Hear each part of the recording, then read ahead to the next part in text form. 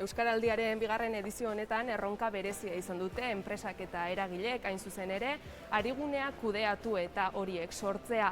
Baina debagoienean urte asko daramatzate euskara eta lan mundua uztartzen eta horren erakusle dira gaur ditugun 3 gonbidatuak.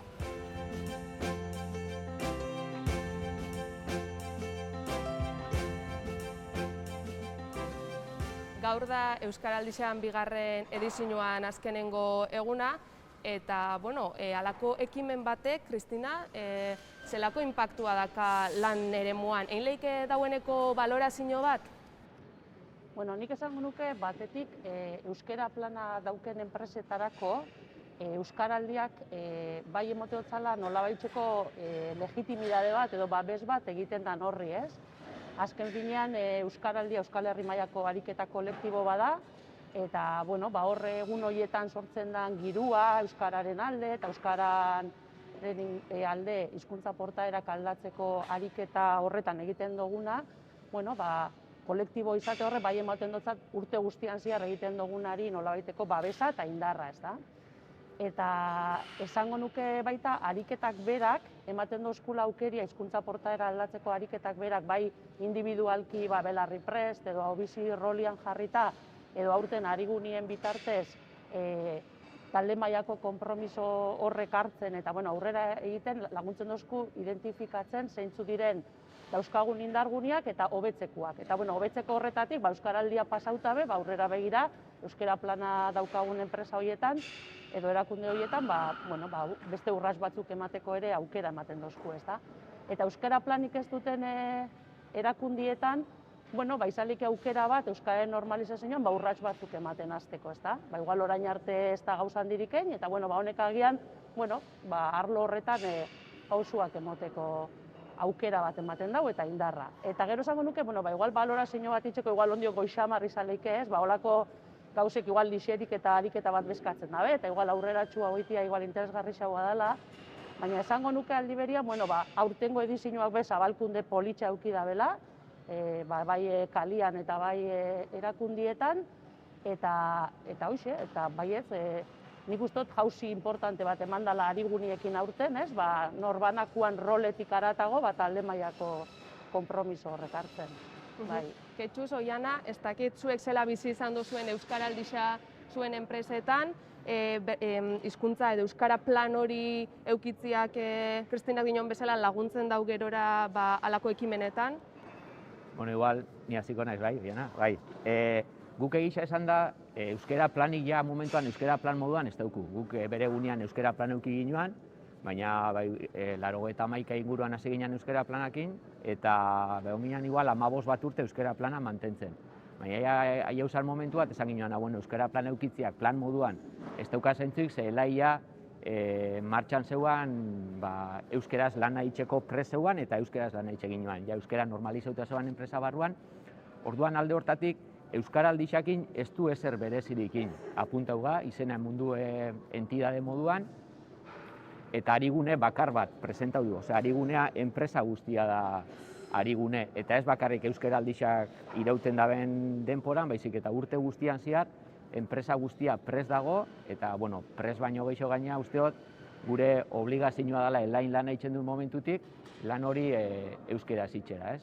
Orduan Euskaraldixak, bere inpaktua ero bere entzunda elain, Euskaraldixa martxan daola, baina ezer berezirik, Euskaraldixan inguruan ezer berezirik ez dugu prestatuz, esan duten moduan urte guztian euskeraz lan egiten duela, ez? Matzarrekan Euskaraldiak nik uste dut aurretiko lanketa bat, sentsibilizazio baten beharra zaukala, ez? Euskara plana urte asko darama Matzarrekan ere, baina fase desberdinak pasatu ditu, ez? Lehenengo fasean asko ematen zen, sentsibilizazioa, euskaratzia gauzak, baina azken urtea asko zentratu da bikain ziurtagirian eta ofizialtasun horretan. Eta bai utzi da igual beste gauza garrantzitsu kolektiboaren edo langileen sentsibilizazio hori pixkat baztertu eginda, ez? Edo ez zaio kasu askorik egin. Eta nik uste dut Euskaraldian bai izena eman dugu, bai egon dira ariguneak baita ere, baina kolektiboki sentsibilizazio hori falta izan da, ez? Hori da niri iruditzen zaidana. Txapak bai, kartelak ere bai bertan zeuden, baina esate dizut, kooperatiba bezala, goitikan sentsibilizazio horrekin bat egiten zuenaren enpresa bezala ez da bera jun, ez da bera trasladatu, eta orduan pixkat geratu da artifizial iruditzen zait, ez? Beste lanketa bat gaur egun egin dugun azken asteetan egindako Euskararen plan estrategikoen lanketa horretatik ertengo diranak, eta pentsatzen dugu hurrengoan ja beste erabateko girua egongo dela Matzerrekan, edo hori espero dugu behintzat. Ontxe sakonduko dugu, ontxe lanian ari zareten proiektu horretan, baina lehenengo zurekin joango naiz, Ketxuz, egisa da, 1981an sortu zala zuen lehenengo euskera plana, oin esan dozu, ez dakazuela bere horretan plan bat, egoera zela aldatu da eta zela iritsi zari behar hori ez eukitzera? Egoera pilo, ni 81an ez neuan elain, ni berandu sartu nitzaneako ja plana eta martxan zeuan, baina aldaketa izan da, sekulakoa, ateratzen bo argazki, 81an ela izen zeuan, eta oin zela da hon, ez dauka euskera aldetik, ez dauka zeikusik adibidez, 81an hasi ginean, euskeraz lan iteko kapazan langilegoa 165 zan. Planakin hasi ginean. Gaur egun, 100 ez, baina 97 hor batzuk planetik kanpora gelditzu zienak, ez da ere prest, baina 197 kapaz da euskeraz lan egiteko, hau da, pasauga 165-etik 197 batera, bai. Beste gauza bat asko aldatu dena da, plana martxan jarri zanean, langilegoari aukera emun jakon planian sartu edo ez sartu. Osea, esan obligatorioa planian sartzea. Jentia batzuk apuntau ziren planera, gehiengo apuntau zen planera, baina gelditzu ziren, ez dakit zenbat izango ziren, 10-15 langile esan zebena, erak ez zebela nahi euskera planian sartzea, ez? Orduan horrek, beti itzen dau, lastra hau itzen dau, ez? Jentia euskera planian ez sartzea, bere arazoak sortzen ditu enpresa barruan. Baina enpresiak zer erabaki esan zen, euskera planian ez dana sartzen, bere eskubidea dauka ezartzeko, bere hizkuntza eskubideak bermatu ingo jau, bera gazteleraz funtzionatzen segitzean nahi baldin babe segitzeko funtzionatzen, baina enpresiak esan zen, jende hori jubilatzen jungo da. Aioko jako jende hori jubilatzeko denporia, eta sartzen den jente berrixa, euskera planian esan daigun behartuta, edo euskera elaira baldin badator, elain badaki elain ze dagoen. Eta hori gertatu da, 81an, baldin bazeren 10-15 persona planian sartu dezienak, urten bat gelditzen jaku. Horrebe argazkixa ziero desberdina da. Eta gero, prozedura aldetik, adierazle aldetik, bere egunean ez eguan ezer, hasi izan plana, baina definitzen zienak zinuak eta olako gauzak, gaur egunean ja hori dana definituta dugu, ze adierazle kontrolatu behar diran, ze jarraipenin behar ditugun, eta beste gauza bat asko aldatu dana da, lehen euskera planak inaz eginean zan oso, esan daigun, euskera batzordia zeuan, eta dana oso euskera batzordian menpe, euskera batzordia zan pixkat hortatik tireitxe zebana, ez?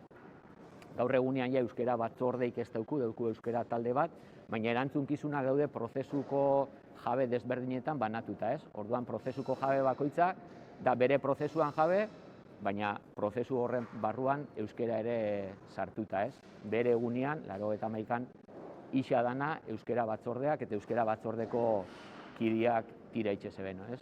Orduan, argazkixa ziero desberdin. Egun, Oker Espanabil zuzara koordinatzailea. Bai, euskera... Ez dakit zertan datzan zure lana. Ni pixkat koordinatzaile lanak da, esan daigun kontrola, igual hitza ez da oso kontrolitza, ez dakit oso hitz politxa da, baina, gain begiratzaile, pixkat segurtatu definitzen dien gauzak itxen diala, adierazleak kalkulatzen direla, olako ekimenetan parte hartu, ez dakit, diru laguntza kudeatu, eta gero beste ekimen batzuk sortzen dienean, ekimen horretan ere, kanpoko ekimenak adibidez Indeus, euskaragileak ekimen batzuk dare martxan, eta horretako parteide behar naiz elaiko kide moduan.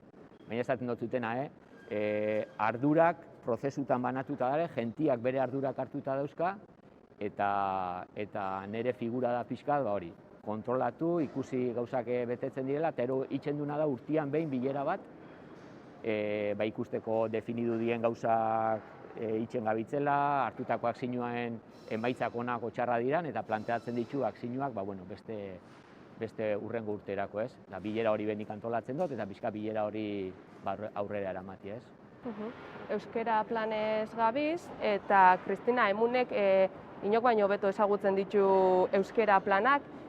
Azalduko zenduke zer dan plan bat, zer hartzen dan kontutan, enpresa bakoitzan eskarixak zeintzuk diran, eta ze emaitza ikusten diran plana egin ostian edo plana abiatu ostian? Bai, esango nuke izaera ezberdineko plana darela, azken finean erakundiaren izaeria, jardueria, beharrak, horretanan arabera plana ezberdina izalike. Baina, egiten dana da, normalean, diagnostiko bat egin, euskara plana abiatu behar daben erakunde horretan euskararen egoera zeinan jakiteko, eta diagnostiko horretan oinarrituta, helburu batzuk jartzen dira, eta gero helburu horrek lortzeko, metodologia, tresna eta baliabidea jartzen dira. Arlo ezberdina lantzen dira, batetik lantzen da euskararen ezagutza, helburu bat izaten da euskararen ezagutza handitzia, eta horretarako gero euskararen ezagutza hori handitzeko kudeak eta lan batzuk emiari, jendeak euskara ikasi deixen, eta jakinda ere, trebatzeko adibidez, idazteko edo dana dalakoa. Gero dago euskararen erabilera arlua, hori dala azkenian zentrala, azken helburua euskara erabiltzia dalako, gehiago, eta arlo horretan eremu ezberdinetan ibiltzen ga, bai ahozkoan eta bai idatzizkoan. Gero, beste arlo importante balen oianak aipatu dabena da, langileen motivazioa eta txikimendua euskararekiko, hori indartu inbia da, espaldin badago, sortu edo indartu edo zera inbia da, eta hor beti egon biaga egisa da, momentu batzutan igual, sistematizazio fase baten dagonean euskara plan aurreratu hau igual, izaleik, pizka sensibilizazio lan hori pizkat deskuidatzea, eta hori ere etengabe zaindu beharreko arlo bada.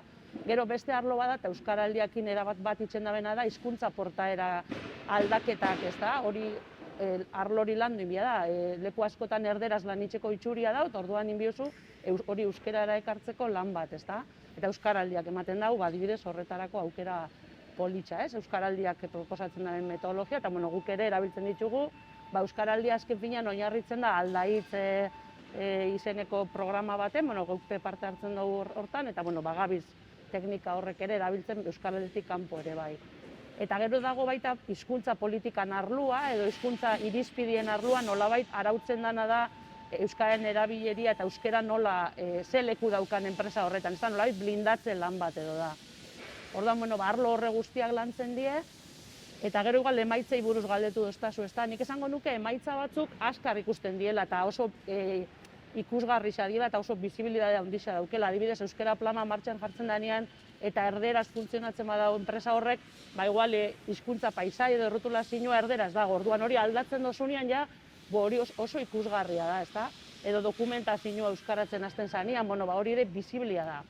Gero beste gauza batzuk, igual epe ertain luzia ora ikusten die, ezta? Esan duguna, hizkuntza portaera aldaketa bat oso zaila da egun batetik bestera ematea. Hor, zirrikitarraka, poliki-poliki, ekintza ezberdinak inaz, adibidez euskaraldiko ariketia, baina hori izaten daia epe luzia ora ikusten den emaitza bat, ezta? Orduan, esango nuke, poliki-poliki arlo ezberdinetan urratsak emoten joaten gala, importantia da, ematen dien urratxo horrek atzera eseitzeko be neurrisak hartzia, bai? Bestela, baina egia da baita aldi berian gora beratxoa izan leikela euskara plan baten ibilbidea, bai? Eta hori normala da, bizitza gertatzen den bezala, ez? Baina, kontua da aurrera pausuak ematen joatia, eta abia puntuko egoeria be oso importantia da. Leku batzutan dagoeneko, igual euskaren ezagutza oso handixa da, orduan aukerak handixagoa dira. Eta gero esango nuke euskara plan batek, eta nik uste dut danok hori ondo dakila, sukaldeko lan handixa eskatzen da bela, ez? Adostasunak bilatzia, erabakiak hartzea etengabe, pixka bat hortan datza, ez? Ez dakit. Eta gero esango nuke onurak asko diela, bai erakundiantzat eta bai norbanakoantzat ere, bai, ez? Azkenean langileen ongizaterako eta langileak asebete eta egon behar badie euskeraz lan itxeko aukera daukelako, merezi da bela, ez? Euskera plan baten sartzea, ez? Baina, bueno, bat lan bat, danon artean inbiarrekoa, ez da? Eta implikau bia die, dozein langile, zuzendaritza, taldeak, bueno, bai. Zuek emunen, debagoienean abiatzen dituzue plan horrek, baina baita debagoienetik kanpo be. Badago elementuren bat, azpimarragarrixa, bailara mailan, bailarako enpresetan? Nik esango nuke, ez dela kasualidadia, ez? Elai hasi zen euskera planekin Antzolan, ez? Matzerrekabe Antzolan dauka planta bat, Goizperbe, ez dakit, eta gero Fagor, Ulma, badakigu baiarako erakunde eta enpresa asko dabiltzala euskara planekin, da ez da kasualidadea. Nik uste dut, hemengo erakundio badaukula gizartearekiko, ez? Eta enpresok gizartearekiko konpromiso hori oso barneratuta, komunidadiakin batize hori, langilegoak oroar nahi dau, ez? Euskararekiko sensibilidade hori dau, eta lanian ordu asko ematen ditugu. Orduan, ez dauka zentzuik beste bizitzako arlo guztietan euskeraz bizi nahi bau, lan munduan ere euskarari lekua inin jako, ez da? Orduan nik uste dut debagoienean bereziki, beste eskualde batutan ere bai, baina debagoienean ez da kasualidadia, aitzindariak hemen egotia, oso euskara plan potentiak, industria talde oso potentiak, Mondragoneko zera guztiak, eta bestelako erakunde batzupe euskara planetan sartuta egotia. Hemen badago eskualde honetan indarra, baina uste dut gizartearekiko konpromiso horrekin oso lotuta dagoela. Eta Matzerrekara etorri jau, Jana, azpimarratu edo aurreratu dozu lehen, basabizela, ez? Hemen euskara lantokira ekarri eta hor errotu naixan, prozesuak sakontzen eta okerrezpanabil plana eraberritu edo moldatu dozue oin COVID-19 testu inguru hontan, konta eguzu pixkat nola joan dan? Aste hontako, aste artean izan dugu azkeneko plan estrategiko bilera, eta egia esan plan estrategiko oso esanguratsua izan da, oso garrantzitsua espero dugu Matzerrekarentzako hasiera bezala, hasiera berri bat bezala esango dugu, zeren eta parte hartzea oso zabala izan da eta oso pertsona, zuzendaritza egon da bertan, konpromisoak, erabakiak hartzen, zuzendaritzarekin, gerentziarekin, kontseju soziala eta euskara batzordekideak egon gera. Eta danon artean adostu dugu Matzerrekak euskara nola ikusten deban, nola nahi deban ikusi, nora nahi deban jun, eta ze landu nahi degun eta nola, ez? Orduan, 4 saio izan dira, oso emankorrak izan diranak, oso ambiente polita egonda eta parte hartzailea, eta gauza polita asko erten dira bertatikan. Orain gaudela bero-bero, lehenbailen hasi behar gera lanian, ez ostutzeko, ez? Eta ber. Zer aurreratzerik badakazu, gakoren bat edo pentsatu dozuen proposamenen bat? Proposamen zehatzak asko daude, ez? Lanildo eta gauza asko dijoaz, ketxuk esan deban hildotikan, ez? Ardurak banatzea, ez egotea pertsona edo erakunde baten menpe, baizik eta bakoitzak bere ardurak hartzea, eta horrekin bat dator plan honetan edo bilera hauetan zuzendaritza eta gerentzia egon izana, ez? Eurok ere bai, euren zera hartzia, ez? Eta gero, misioa, danon artean, ze misio euskararekiko nahi dugun, gero hortikan lanildoak atera alizateko, ez? Esan lehike plan batek markatzen dabela enpresa baten identitatea? Nik usten dut, identitatearen parte ere badela.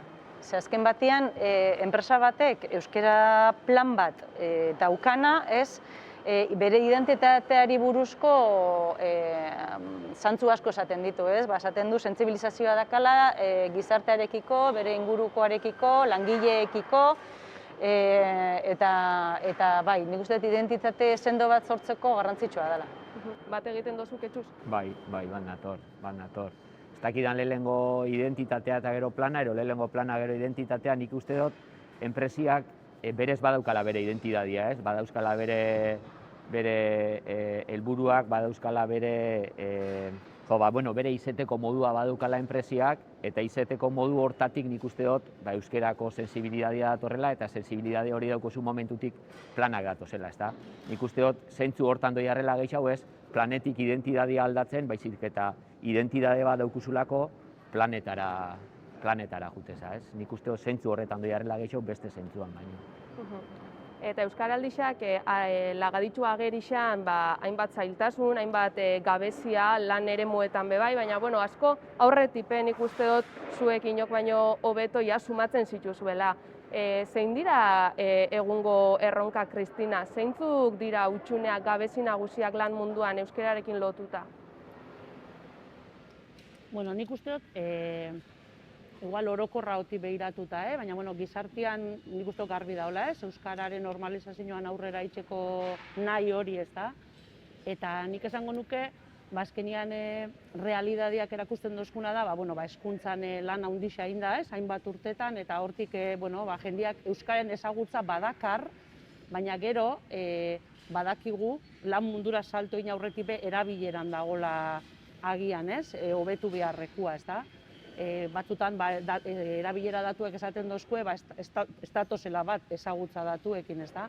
Orduan egia da, lan mundura salto egiten dugunean gainera, lan munduak erderaz funtzionatzen baldin badau, datu hori ondio okerraua bilakatzen da, bai? Orduan nik uste dut hor dala, euskeraz lan egiteko erabileran, erabileran dago gakua. Eta nik uste dut enpresek ezin dutela itxaron belaunaldi berriak etortzeko. Ze belaunaldi berriak egokituko dira hemen dagoen horretara, eta honek erderaz funtzionatzen badau, segiduan egokitzuki dira hortara. Orduan, enpresek hartu behar dabe horren ardura, eta esan ez, guk hau belaunaldi berriei begira ere enpresak euskeraz funtzionatu behar dabe, belaunaldi berri horrek euskeraz lan egiteko aukera izateko, benetako aukera izateko. Nik uste dut hor daola erronka, ez da? Barruan bai, eta kanpora begiratuta mundu globalizatu hontan hainbat erronka dakauz, eta bat horixe da, ez? Hemendik kanpo, Euskal Herritik kanpo funtzionatzerakoan, edo beste enpresa batzuekin harremanetan jartzerakoan, euskerak ze toki daka, zela ikusten dozu zuek zuen enpresetatik? Nik lehenengo igual, Kristina komento da bena, arazuen inguruan, kanpora begira bai arazoa ikusten du laguk adibidez formazioan, ez? Formazio behar badaukagunean guk, eta juten baldin kanpoko enpresa batera formazio eskero, formazio bila, euskeraz formazio hori aurkitzia oso zaila itxejako, adibidez, esteleko ikastaro bat, ero ez dakize ikastaro, juten euskeraz eskatzen, eta eskaintza gehixena gaztelerazkoa da. Orduan, hor badago lan bat, potente bat itxeko esatia, formazio aukera horrek, aber nola garatu euskeraz izen da izen. Beste arazo bat aurkitzen duna da, administrazioekin adibidez, ez? Segun ze administrazioekin lan haitxia euskeraz, batzutan da zaila, ero engorrosua, edo euskeraz bialtzen bozu dokumentazioa erantzuten asko tardatzen dabe, orduan hori da beste oztopo bat, ero beste arazo bat aurkitzen duna, eta nik uste dut, igual hori ez da gure lana, ez? Baina, bai gure lana dela, segitzia administrazioei, gure aldetik behintzet, eskaerak euskeraz egitzen, beraiek aldatzen daben ikusteko. Eta ero, esaten dozuna globalizazioan, gu dauku planta bat Txinan, Txinan dauka planta bat eta beste da Mexikon. Orduan, horrek bai eragiten dabela zuzenean, dokumentazio asko amankomuna da. Orduan, ez daukana zeintzu da, Txinakin amankomuna dan dokumentazio bat, euskeraz garatzia, ez? Horrekin txinuekin garatu da, inglesez, ero mexikarrekin garatu dana, gazteleraz garatu da. Baina bai garrantzia daukana da, euskerak aber ze leku eukibida ben, leku hori ondo definidu, eta esatia, bale, eremu hontan, esparru hontan, euskera erabiltzeak ez dauka zentzuik. Baina beste eremu hontan, beste esparru hontan, zentzu handia dauka, eta horren fokauko ga, eta ingu lana eremu hortan euskera indartzeko eta erabiltzeko, ez? Piskat hortik ikusten dut. Oiana, zuek kanpo naiz barne, ze erronka? Erronkak asko ditugu, ez? Orain plan estrategikoak egin berri, erronka asko erten dira eta lan hildo asko erten dira, ez? Baina nahi nuke pixkat ere bai komentatu, globalizazioaren mundu honetan, ez, guk ere ditugun enpresa kanpoan, eta euskararen garrantzia, ez? Zerren garrantzia? Eurok ikusgai egitea sentsibilizazioa dakagula guk bizigeran tokian eta bizigeran gizarte honekin, ez? Eta nik uste dut horrek kanpora begira ere bai seriotasun bat ematen debala, ez? Eta beste begirada batekin, begiratzen duzu enpresa bat, esatezu, Euskal Herrian bizi da, Euskalduna da, eta gaina Euskalarekin sentsibilizatuta dago, ez? Eta agian ez dezu dokumento guztiak eduki behar euskeraz, eta ezinezkoa da, gero lanean ibiltzeko kanpokoekin. Baina bai, detailetxoak agian, ez nik txekiara bialtzen detenean zera bat, igual agurra txekoz egiten dut, baina gero bukaeran agur bat edo euskerazko keinu bat egin, ez? Eurok ere bai, nik uste eskertzen dutela horrelako gestuak, ez? Pixkat gure sentitzeko ere, ez? Eurok ere gure parte direla sentitzeko. Eta hor ere, hor ere badago zeregina, keinu horiek nik uste esanguratsuak izan daitezkela eta enpresan zabaltzia oso ondo legokela eta plan estrategikoan erten diran lan hildoetatikan kanpora begira bai izan dugu lehengo barrukua ordenatu behar dugula, ez dugu hori, lehengo barrukua ordenatu behar dugu kanpokora begira ipintzeko, baina bai daude lotuta, ez? Azkenean, barruko ordenatu ezkero, kanpora begira ere bai jartzen zera, ez? Orduan, orain garrantzitsuena eta gerturako daukagun lan handiena barruan dago. Aipatu duzu oso kontu interesgarri bat dela identifikatzea euskera nun eta zela erabili, ez? Kanpora begira be zuen izate hori erakusteko. Kristina, nola ikusten duzu hausnarketa hori? Bai, nik uste dut horrela dela, ez? Nik uste dut inertziak kasu askotan, igual elain kasua, euskeraz erabat funtzionatzen daben enpresa bada, ez? Baina, beste erakunde batzutan ondio urrats gehiago geratzen die benetan horra heltzeko, ez? Nik uste dut inertziaz gauza batzuk erdaretan, gauza asko erdaretan itxeko inertzia bat dagoela, ez? Eta batzuk jarraitu beharko dugu egiten, adibidez, bezero batzukin edo hornitzaile batzukin dauzkun harremanetan, ez?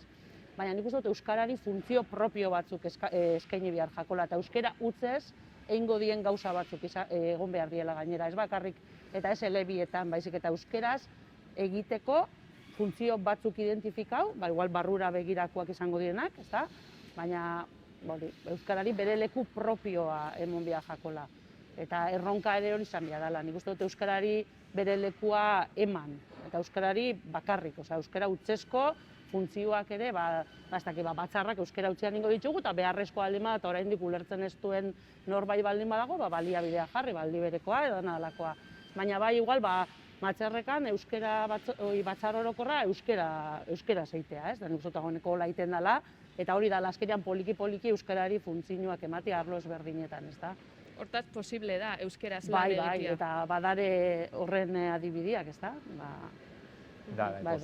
Posible da. Gero, egisa esan, aiatzeza punto batera, eta ondo espaldin bozu zaintzen oso erreza da atzera hueltatzea.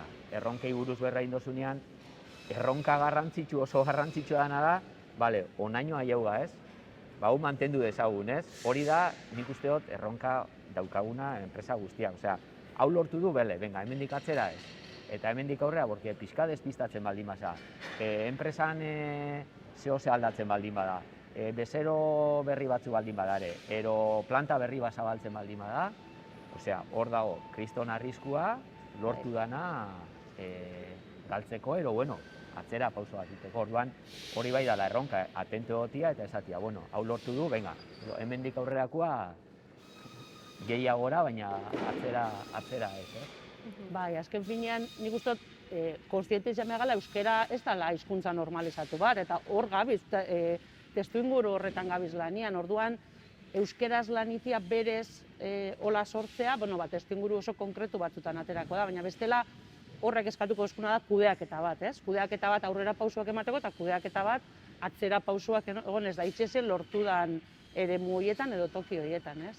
Baina hori ezin dugu eskuta, azkenean ez dago normalizatuta, zoritxarrez, orduan, bueno, egon behar gara beti adi, kudeaketan eta zaintza hortan, ez? Nik uste dut hori dela gakua, ez? Eta gero beste gauza dago, igual gure esku ez da ona ez da, baina da teknologitza berrixak, ez? Nik uste dut teknologitza berrixetan dagoela beste erronka potente bat, dala, teknologitza berrixen aurrian euskera ondo posizionatzea. Esatian edot, adidez, ez dakit, Microsoftek euskera kontutan hartzen dau, ero ez dau kontutan hartzen programa edo software berri bat martxan ipintzen da benean, ez? Hor, euskera kontutan eukitzea eta posizionautea gotia hizkuntza minoritarioen barruan, baina, bueno, pixka kontutan hartzen dana, nik ere uste dut garrantzitsua dela, porque teknologitza berri horretan posizionautea espaldin badago euskera, etorriko die software berriak, etorriko die gauza berriak, eta, guk euskeraz lan egingu, baina software eta gauza hori edanak gazteleraz, ero inglesez, ero beste hizkuntza baten egongo dira, ez? Orduan, posizionamentu hori, ez dakit zeinekin bidaben, ez dakit, segurazki guk zati bat eukiko du, guk eskatu inbiku gauzak euskeraz egotia, baina gero, gobernuak, administrazioak, hor badaka lan potente bat, esateko, euskera teknologitza berrixen aurrian, zela posizionatzen da, ez? Bukatzeko, hirurori eitzen dutzueten galdera, bai zuen enpresetan, bai bailaran mailan. Bide honetik goia, euskaran erabilera lantokixetan sustatzen, edo hori benetan ikusten den, dagoeneko aldia ikusten da? Nik uste dut baiet, nik uste dut alde batetik lehen aipatu dutena, ez da? Poliki-poliki enpresa asko eta erakunde asko batu die euskaren normalizazioan lan hontan, eta gainera nik uste dut adierazleak ikusten baditugu, askotan igual egisa da neketsua dela bidea eta urte askoko lana dela, ez dela urte batetik bestera lortzen dien kontuak ez dira, ez da? Baina nik uste dut batzutan nekestasun horrek itzen dozkuna da aurrera pausuak pixkat lausotu, ez da? Ikusten badituzu, oin dela 10-15 urteko adierazleak eta gaur egungoak inguruko enpresetan ikaragarri aurreratu da, bai? Eta nik uste dut indargune horretaz konstiente itia eta horrek indar bezala hartu aurrera itxeko hori inin behar dugula, bai? Orduan, badago ondio asko iteko, asko dago iteko, baina asko egin da, bai? Eta nik uste dut, erakundiak eta enpresek adierazi daben atxikimendu hori euskararekiko eta aurrera iteko hori azpimarratu behar dugula eta garrantzia eman behar jakola. Sentsazio berdina, Oiana? Nik bailarako enpresekin lehen garai baten askoz ere harreman gehiago naukan, nik Matzerrekari buruz hitz egin dezaket, eta ditudan harreman gutxiak hemen Euskal Herri mailan danetik dago, baina esango nuke gehiago euskerazkoak dirala. Badakatela, bentsat aukera hori badagoala, ez? Badagoala euskeraz. Eta kasuren baten, naiz eta berak erderaz erantzun, euskeraz ere bai egiteko aukera badagoala, ez? Baina Matzerrekan, lehen komentatu duten hildotik, badago sentsibilizazioa eta lanketa handi bat eginda, eta nik gaur egun esan dezaket, orain dela urte gutxi batzuk baino gehiago egin dezake dela euskeraz, lan euskeraz, egondalako formakuntza bat, ez? Eta naiz eta haiek euskeraz agian hitz egiteko trebakuntzarik ez esan, bai daukate ulermen maila on bat.